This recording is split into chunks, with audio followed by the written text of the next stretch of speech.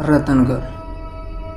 जी हाँ दोस्तों, ये वही भूतिया स्टेशन है जिसके किस्से बहुत फैले हैं। रतनगढ़। आज मैं जो आपको कहानी सुनाने जा रहा हूँ वह कहानी एक 25 वर्षीय युवक सोनू की है। सोनू बहुत ही गरीब परिवार से था, जिस वजह से उसे पैसों की बहुत ज़्यादा परेशानी होती थी। अपनी पढ़ाई ख़त्म करने के बाद वह काम की तलाश में शहर जाना चाहता था, लेकिन वो आज से पहले कभी भी शहर नहीं गया था, जिस वजह से उसके घर वाले उसे वहाँ जाने से बार बार मना करते थे। परंतु सोनू बड़ा जिद्दी था। वो कैसे भी करके बस शहर जाकर काम करना चाहता था, लेकिन उसके घर वाले नहीं माने और उसने ज़बरदस्ती घर वालों को मनाया और शहर जाने के लिए तैयार होने लगा। वह अपनी पैकिंग करने लगा, क्योंकि वो शहर में कुछ महीने या फिर साल भर के लिए जाने वाला था, जिस वजह से उसने सारी पैकिंग जो भी उसके इस्तेमाल की चीज़ें थी उसे रख लिया। सोनू की ट्रेन रात 9 बजे की थी, लेकिन किसी कारणवश वह 9 बजे से 4 घंटे लेट हो गई और अब वह ट्रेन रात के 1 बजे आने वाली थी। तो दोस्तों, सोनू रात के 9 बजे से पहले निकलने वाला था, परंतु ट्रेन लेट होने की वजह से वह रात को 10 बजे अपने घर से निकलता है।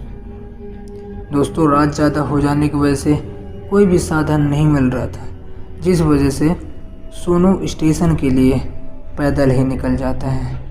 जी मैं आपको बता दूं कि सोनू का घर स्टेशन से महज 10 किलोमीटर की दूरी पर है, जिस वजह से वह सोचता है कि पैदल ही निकलना मुनासिब होगा, यही मेरे लिए सबसे सही है। तो सोनू अपने घर से स्टेशन के लिए पैदल ही निकल जाता है। जैसे जैसे करके वह रात के 11 बजे स्टेशन पहुंच जाता है, और जैसे ही वो स्टेशन के अंदर जाता है तो वो देखता है कि दूर दूर तक वहाँ पे कोई नहीं है।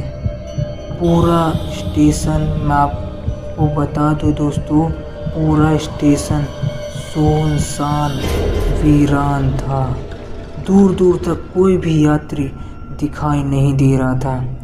बस दिखाई दे रहा था तो एक टिकट काउंटर में 45 वर्षीय एक वृद्ध व्यक्ति जो कि टिकट देने वाला था।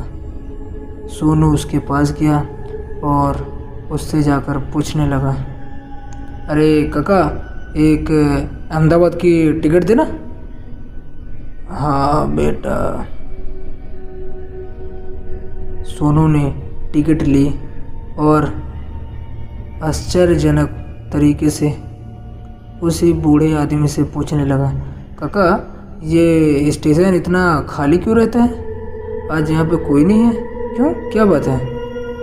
अरे बेटा, ये स्टेशन बहुत ही सुनसान है। यहाँ पर रात 12 बजे के बाद कोई भी नहीं आता जाता है। ऐसा माना जाता है कि इस स्टेशन में एक लड़की की आत्मा भटकती है। ये सारी बातें सुनकर सोनू के रोंगटे खड़े हो गए और उसने हकलाते हुए उसी बूढ़े व्यक्ति से कहा, अरे काका, ये क्या बकवास कर रहे हो आप? ऐसा कुछ नहीं होता, भूत जैसा कुछ नहीं होता, आप मुझे खामखा डराइए मत। अरे बेटा, मैंने तो जो सुना है, जो देखा है, वही तुम्हें बता रहा हूँ। अब विश्वास करना और ना करना तुम्हारे ऊपर है। मैं तो चला। अरे काका, आप कहाँ जा रहे हो? अरे बेटा, मैं रात 12 बजे के बाद इस स्टेशन में नहीं रुकता हूँ, और मेरी भलाई मानो तो तुम भी यहाँ से चलो। अरे काका, मुझे नहीं जाना, मेरी ट्रेन आने वाली है। अच्छा ठीक है, जैसी तुम्हारी इच्छा। इतना सुनकर सोनू आसपास देखने लगता है। तेज ठंडी हवाएं चारों तरफ से बह रही थी। दूर दूर तक काला सन्नाटा दिखाई दे रहा था दोस्तों। आसपास कुछ भी नहीं समझ में आ रहा था, एक भी यात्री नहीं। इतना ज़्यादा सन्नाटा कि पक्षी भी पर मारे तो आवाज़ ना आए।